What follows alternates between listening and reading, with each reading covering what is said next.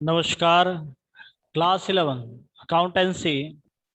हमने अपनी पिछली क्लास में कुछ इम्पोर्टेंट वर्ड समझाए थे। उसी सीरीज को आगे बढ़ाते हैं और और कुछ टर्मिनोलॉजीज है जिनको हम अपनी इस क्लास के माध्यम से समझने की कोशिश करेंगे। जैसा कि हम थोड़ा सा कल वाला रिवाइज कर लेते हैं। कल हमने जो वर्ड देखे थे उसमें था expenses, income, cost, selling price, profit and loss. ये सारे वर्ड हमने कल समझे थे। नेक्स्ट आगे बढ़ते हैं। सेलिंग।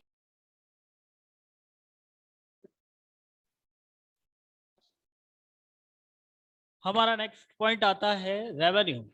अगला शब्द आएगा आगम। आगम आगम जिसको इंग्लिश में बोलते हैं रेवेन्यू। देखिए रेवेन्यू क्या होता है, किसे कहेंगे रेवेन्यू, तो समझने की कोशिश करना। रेवेन्यू का मतलब होता है जब भी हम, बेटा अपना वीडियो बंद कर दीजिएगा। रेवेन्यू रेवेन्यू जब भी हम किसी वस्तु को बेचते हैं, रेवेन्यू का मतलब होता है जब किसी वस्तु या सेवा का विक्रय किया जाए तो उससे प्राप्त होने वाली राशि आगम कहलाएगी। देखिएगा, आपने किसी वस्तु को बेचा है उस या सेवा को बेचा है, तो उसके बदले में जो धनराशि प्राप्त होती है उसे हम आगम कहते हैं। जैसे जैसे हमने लिखा, एक, हम इसको यूं लिख सकते हैं कि श्री राम एंड सन्स ने 1000 रुपए प्रति कुर्सी 5 कुर्सियां बेची। जैसे हमारा ट्रांजैक्शन है, श्री राम एंड सन्स ने 1000 रुपए प्रति 5 कुर्सियां बेची। अब इस प्रश्न में कुछ अलग अलग पॉइंट आते हैं। जैसे इस ट्रांजैक्शन में हम कुछ अलग अलग पॉइंट लिखते हैं। जैसे पहला पॉइंट हमने लिखा, इसका विक्रय मूल्य कितना होगा। दूसरा पॉइंट आता है आगम क्या होगी। तो हमारा विक्रय मूल्य, प्रश्न में हमारा विक्रय मूल्य दिया हुआ है 1000 रुपए।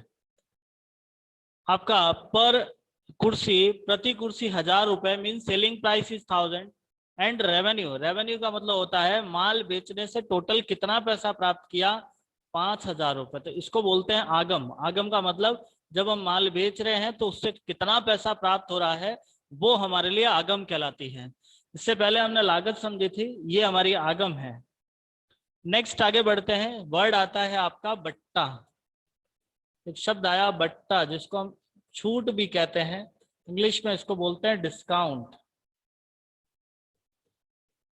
डिस्काउंट। देखिए डिस्काउंट जनरली आप लोगों ने सुना होगा डिस्काउंट के बारे में। जब भी हम कोई माल खरीदने जाते हैं, कोई वस्तु खरीदते हैं, तो हमें कुछ पैसा कम देना पड़ता है और उस कम दिए हुए पैसे को हम बट्टा या छूट कहते हैं। इसको एक और वर्ड कहते हैं कटौती। इसको हम कटौती भी कहते हैं। देखिएगा इसकी डेफिनेशन क्या रहती है। तो छूट का तात्पर्य होता है जब विक्रय मूल्य में कुछ कमी की जाए तो उसे बट्टा कहते हैं। विक्रय मूल्य में कोई कमी की जाती है तो उसे बट्टा कहते हैं। आपका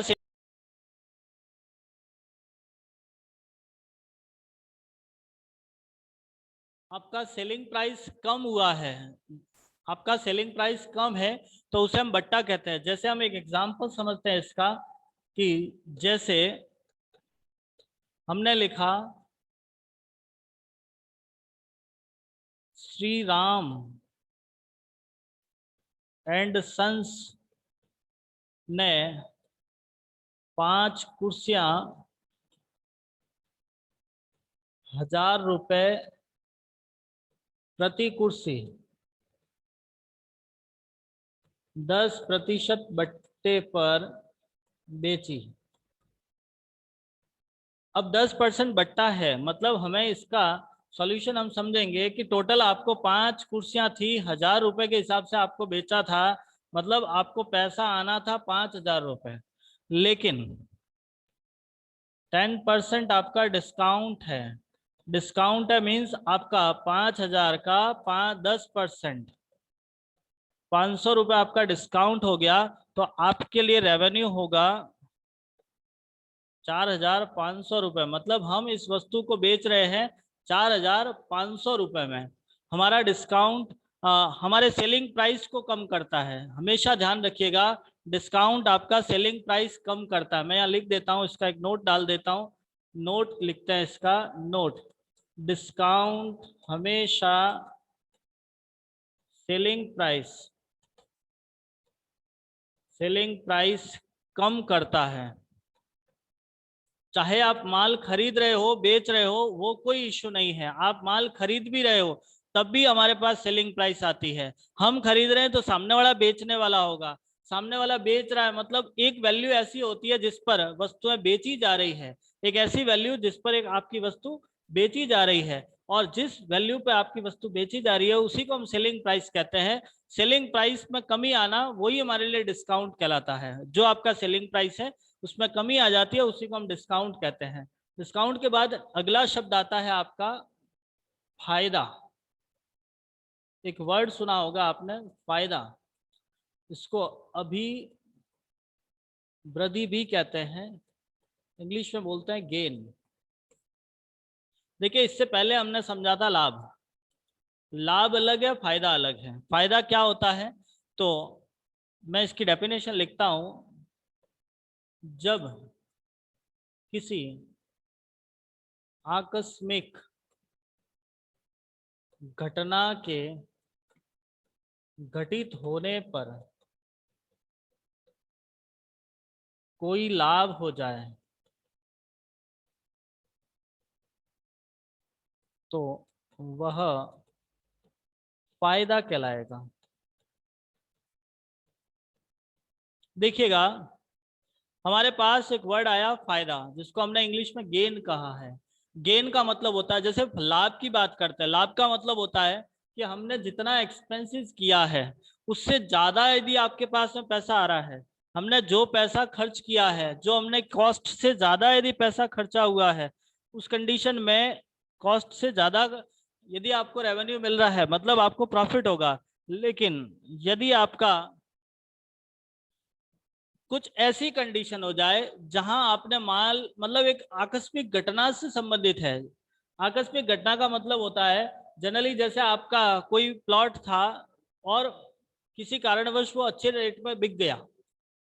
मतलब हम ये कहते हैं कि जो पहले से सोचा समझा नहीं है, जो हमने कभी उसके बारे में सोचा नहीं है, या हमारा पर्पस नहीं है उस काम को करना, हमारा वो पर्पस नहीं है उस काम को करना, उस कंडीशन में यदि कोई हमको प्रॉफिट हो जाता है तो वो हमारे लिए फायदा कहलाएगा। फायदा कोई फिक्स नहीं होता है, वो कभी भी हो सकता है, हो भी सकता है, नहीं भी हो सकता है। तो कहने का मतलब ये रहता है कि जब किसी आकस्मिक घटना, किसी इंसिडेंस के कारण यदि हमको कोई प्रॉफिट हो जाता है तो उसे हम बोलते हैं फायदा। नेक्स्ट, इसी के साथ में एक वर्ड लिखता हूं मैं, बैंक। यहां से हमारे कुछ वर्ड चेंज होते हैं, थोड़ा सा ध्यान से समझना। एक बैंक, जनरली आप जानते होंगे बैंक के बारे में, एक फाइनेंशियल इंस्टीट्यूट होती है जहां हम अपना पैसा जमा कराते हैं और पैसा निकाल सकते हैं। हम कॉमर्स पढ़ रहे हैं, अकाउंट पढ़ रहे हैं, तो वहां हमारे पास बैंक की नो डाउट बहुत आवश्यकता पड़ती है। तो बैंक का मतलब हम लिखते हैं कि यह एक वित्तीय संस्था होती है।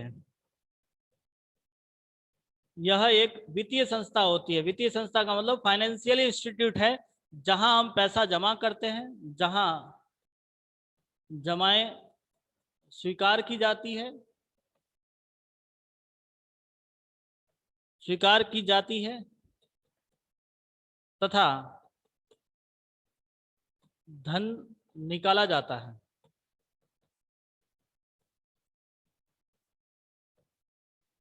अब अपने यहाँ पे बैंक की कहाँ आवश्यकता पड़ती है, तो एक व्यवसाय को बैंक में खाता खुलाना पड़ता है। हमारे यहाँ हम बैंक में सामान्यतः खाता खोला जाता है।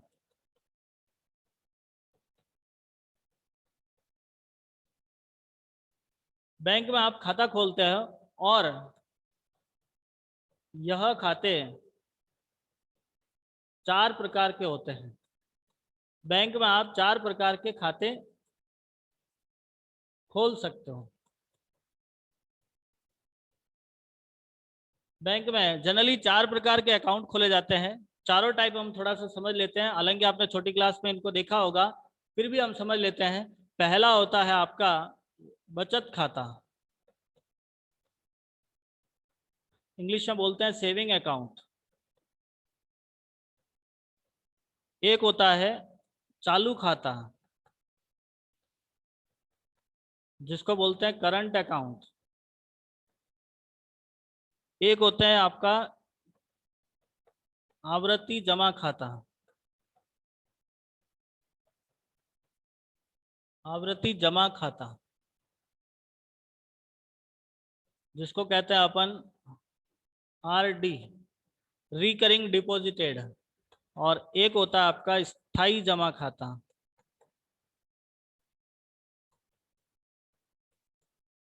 एफडी। एफडी मतलब फिक्स डिपॉजिट। देखो बैंक के बारे में थोड़ा सा फिर से समझ लेते हैं कि आपके बैंक के अंदर एक फाइनेंशियल इंस्टीट्यूट होती है जिसमें हम पैसा जमा कराते हैं, पैसा निकाल सकते हैं। जनरली हम बैंक में 4 टाइप के अकाउंट खोलते हैं, saving account, current account, recurring deposit account. RD का मतलब होता है रिकरिंग डिपॉजिट अकाउंट, और एफडी का मतलब होता है फिक्स डिपॉजिट। इन चारों अकाउंट में क्या डिफरेंट है? जो सेविंग अकाउंट है वो सामान्यतः जो आम पब्लिक है, जैसे हम लोग हैं, हम लोग आम नागरिक हैं, आम नागरिक सेविंग अकाउंट खोलते हैं। सेविंग अकाउंट के अंदर आप दिन में कितने भी बार पैसा जमा करा सकते हो, लेकिन निकालने के लिए कुछ लिमिट होती है। आप पैसा निकालने के लिए कोई लिमिट होती है कि इतनी लिमिट तक आप पैसा निकाल सकते हैं। दूसरी बात, इस पर ब्याज की दर सामान्यतः कम होती है। चालू खाता जो एक व्यापारी द्वारा खोला जाता है, व्यवसाय का खोला जाता है, बिजनेस के लिए हम जनरली चालू खाता खोलते हैं। इस अकाउंट में आप कितने भी बार पैसा जमा करा सकते हो। चालू खाते में कितनी भी बार पैसा जमा कराया जा सकता है, कितनी भी बार निकाला जा सकता है। इस पर ब्याज बहुत कम होता है, बहुत कम होता है, न के बराबर, मतलब बहुत ही कम इंटरेस्ट होता है आपका। उसके बाद आवर्ती जमा खाता, आवर्ती का मतलब है रिकरिंग डिपॉजिट, जिसमें जैसे आप मंथली जमा करा रहे हो, क्वार्टरली जमा करा रहे हो, डेली जमा कराते हैं। कई बार ऐसा भी होता है कि आप रोज पैसा जमा कराते हो। एक फिक्स डिपॉजिट मतलब एक आपने देखा होगा ना, आरडी कराते हैं, हर महीने थोड़ा थोड़ा पैसा जमा कराना, हर 15 दिन में करवा लेते हैं, हर 3 महीने करा लेते हैं। तो जब फिक्स अमाउंट भी फिक्स होता है, इसका अमाउंट फिक्स है, टाइम पीरियड फिक्स है इसका। और स्थायी जमा, इसका मतलब आपने एक बार पैसा जमा कराया है एक फिक्स टाइम के लिए, फिक्स टाइम कहते हैं ना हम, कि हमने फिक्स में पैसा रख लिया है। फिक्स में रख लिया मतलब जैसे आपने 4 साल के लिए रख लिया, तो वो पैसा 4 साल पहले नहीं मिलता है। सबसे ज्यादा ब्याज आपको इसी अकाउंट पे मिलता है। तो जनरली हमारे पास बिजनेस में ये अकाउंट खोला जाता है, क्योंकि एक बिजनेसमैन के पास बहुत सारे ट्रांजेक्शन होते हैं, इसलिए। अब नेक्स्ट पॉइंट आता है हमारे पास देनदार, जिसको इंग्लिश में डेटर्स बोलते हैं। और इसी के साथ में दूसरा वर्ड लिखता हूं लेनदार, जिसको क्रेडिटर्स बोलते हैं। डेटर्स एंड क्रेडिटर्स दो अलग अलग वर्ड हैं, दोनों को थोड़ा समझने की कोशिश करना।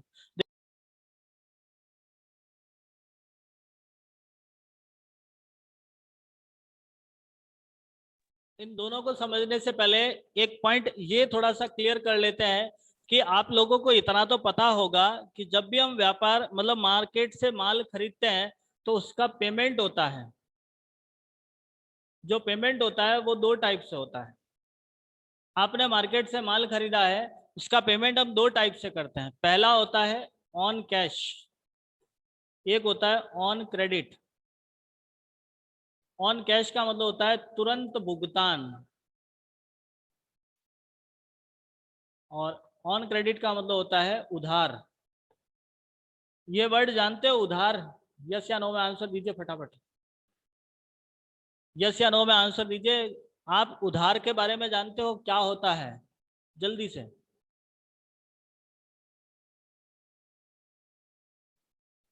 उधार जानते हो क्या होता है?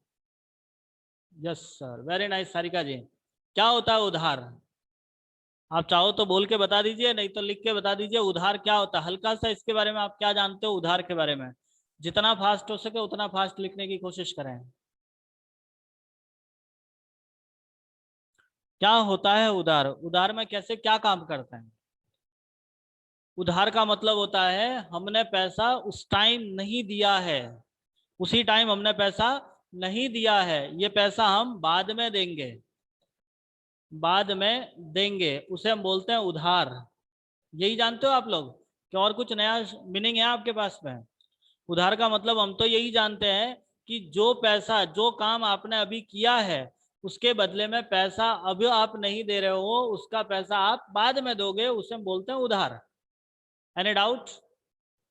अब मेरा आपसे एक और प्रश्न है कि हमने माल खरीदा है, और दूसरा पॉइंट आता है माल बेचा है।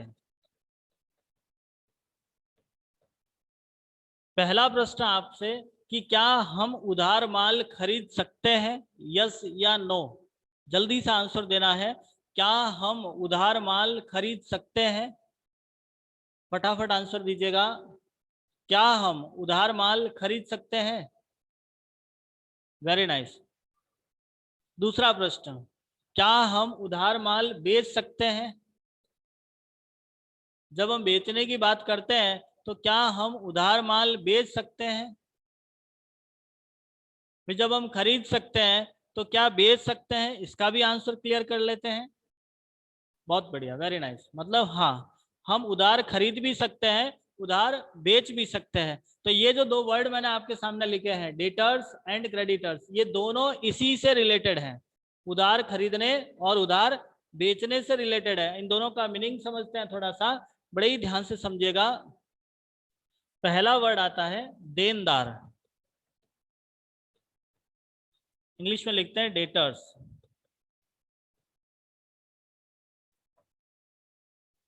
वह व्यक्ति, फर्म या संस्था जिसे उधार माल,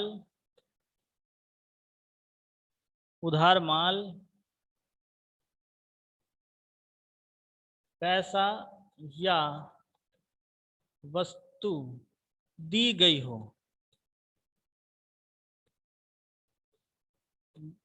देनदार कहलाता है।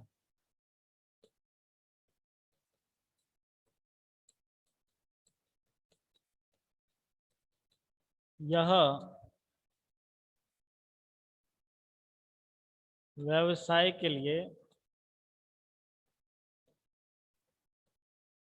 संपत्ति होते हैं। ध्यान से समझना, वह व्यक्ति, फर्म या संस्था। देखो व्यक्ति इंडिविजुअल पर्सन, जैसे हम सब व्यक्ति हैं। फर्म का मतलब होता है कोई दुकान का नाम। फर्म ये का मतलब है कोई दुकान। हम किसी दुकान को भी माल बेच सकते हैं यदि हम होलसेल कर रहे हैं। आपको पता होगा होलसेलर रिटेलर के बारे में। जनरली बिजनेस दो टाइप से किए जाते हैं, हालांकि हमें बिजनेस स्टडी के चैप्टर में इनको समझेंगे कि व्यक्ति दो प्रकार से बिजनेस करता है, होलसेल और रिटेल। यदि हम होलसेलर हैं, हम होलसेल में माल बेच रहे हैं, तो उस कंडीशन में हम एक दुकान को भी माल बेचेंगे। तो हम एक व्यक्ति, किसी व्यक्ति, पर्सनल किसी व्यक्ति को माल बेचा जा सकता है किसी दुकान में। फर्म का मतलब होता है कोई दुकान। और किसी संस्था में भी माल बेच सकते हैं। कोई इंस्टीट्यूट है तो उसको भी माल दे सकते हैं, पैसा दे सकते हैं, कोई वस्तु दे सकते हैं। तो एक सिंपल सी डेफिनेशन हो गई, वह व्यक्ति, फर्म या संस्था जिसे उधार माल या पैसा या वस्तु दी गई हो, हमने उधार किसी को दिया है, तो वो हमारे लिए क्या कहलाएगा? देनदार है। जब हमने किसी को उधार दिया है तो वो हमारे लिए कहलाएगा देनदार। Any doubt? यदि हमने किसी को उधार दिया है तो वो हमारे लिए देनदार कहलाता है। सेकंड पॉइंट, ये व्यवसाय के लिए संपत्ति कहलाते हैं। ये जो डेटर्स हैं वो आपके बिजनेस के लिए असेस्ट कहलाती है, ये हमारे लिए असेस्ट होती है। Any doubt? नेक्स्ट पॉइंट आता है हमारा लेनदार।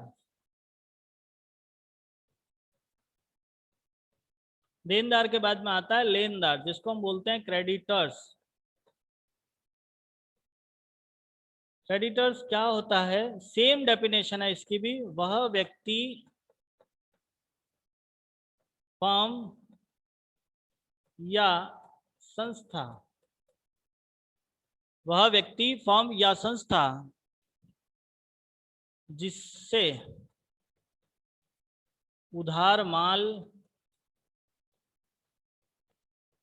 पैसा या वस्तु ली हो,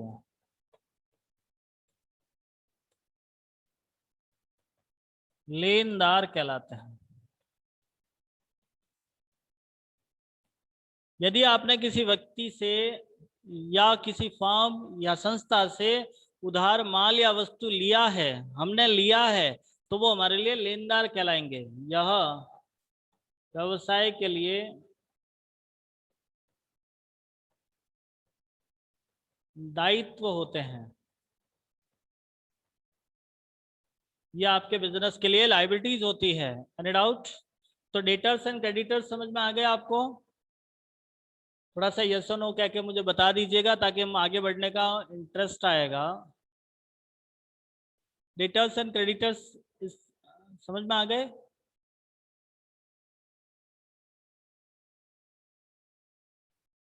ओके, चलिए नेक्स्ट आगे बढ़ते हैं। डेटर्स क्रेडिटर्स के बाद में आते हैं हमारे पास में अगला पॉइंट आता है डेटर्स क्रेडिटर्स के बाद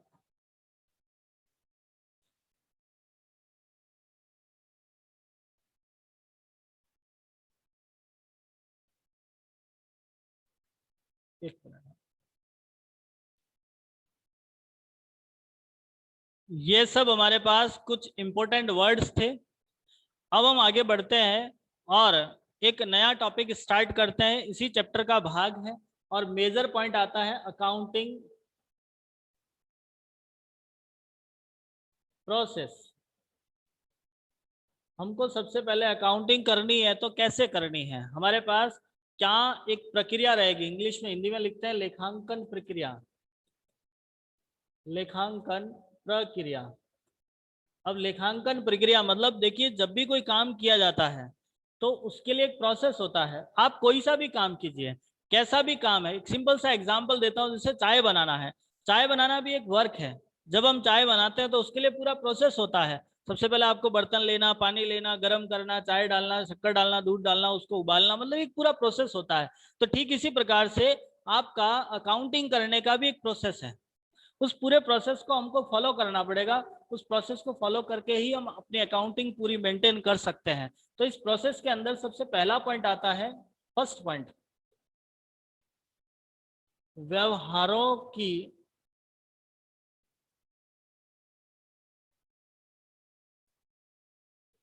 व्यवहारों की पहचान।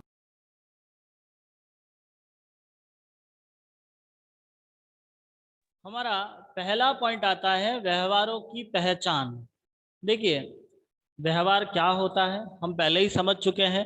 जितने भी लेन देन होते हैं, ट्रांजेक्शन जो आप बिजनेस में करते हो एक दूसरे के साथ में, जो भी आप ट्रांजेक्शन्स करोगे, लेन देन, व्यवहार का मतलब हम यहाँ लिखते हैं लेन देन। देखो, बिजनेस के अंदर हमेशा टू पार्टीज होती है, दो पर्सन होते हैं, पहला और दूसरा। ये लेगा तो ये देगा, हमेशा ऐसा होता है। जैसे ये एक्स और वाई है, इसने, एक्स ने वाई को 2000 रुपए का माल बेचा। यदि मैं ये लाइन लिखता हूं तो एक्स बेचा मतलब एक्स देने वाला है, वाई लेने वाला है। साथ में ये आपने माल दिया है, इसने आपको 2000 रुपए दिए, इसने आपको 2000 रुपए दिए हैं। तो लेन देन मतलब यही सिस्टम है, एक व्यक्ति लेगा एक व्यक्ति देगा। तो ये तो एक प्रोसेस में चलता है। तो सबसे पहले ऐसे जो लेन देन है, ये व्यवहार है, उनकी पहचान करनी पड़ेगी। पहचान का मतलब ये होता है, इसके अंदर हम ये लिखते हैं कि सामान्यतः, सामान्यतः छोड़ो, हम ये लिखते हैं कि हम उन्हीं व्यवहारों का लेखा करेंगे जो व्यवसाय से संबंधित हो। देखिए, आपका जो बिजनेस है, उस बिजनेस से रिलेटेड यदि कोई ट्रांजैक्शन हुआ है तो उसका हम एंट्री करेंगे, बाकी किसी का नहीं करते हैं। उन्हीं ट्रांजैक्शंस को आपको रिकॉर्ड करना है जो आपके बिजनेस से रिलेटेड होने चाहिए। सेकंड पॉइंट आता है हमारे पास में, मुद्रा में मापन, money measurement. Our next point is money measurement. देखो, बहुत ही इंपॉर्टेंट पॉइंट है, ध्यान से समझना। उन्हीं व्यवहारों का लेखा किया जाता है जिन्हें मुद्रा के रूप में मापा जाता है।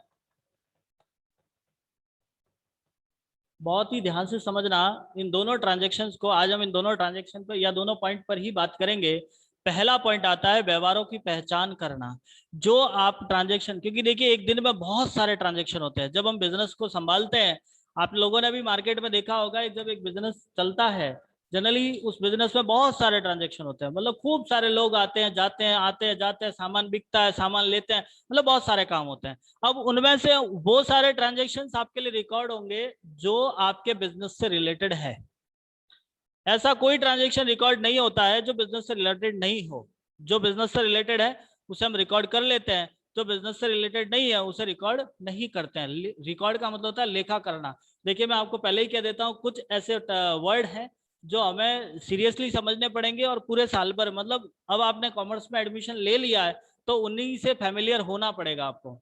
सेकंड पॉइंट, मनी मेजरमेंट, मुद्रा में मापन। हम उन्हीं ट्रांजेक्शन्स का लेखा करते हैं जिसको आप मुद्रा में माप सकते हो, जिसका मेजरमेंट क्या मनी में होता है। मतलब जैसे हमको लिखा, मैं आपके सामने दो ट्रांजैक्शन लिखता हूं। पहला ट्रांजैक्शन, राम ने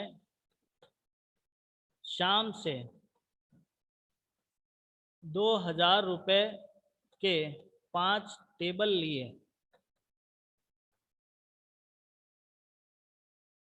राम ने शाम से 2000 रुपए के 5 टेबल लिए।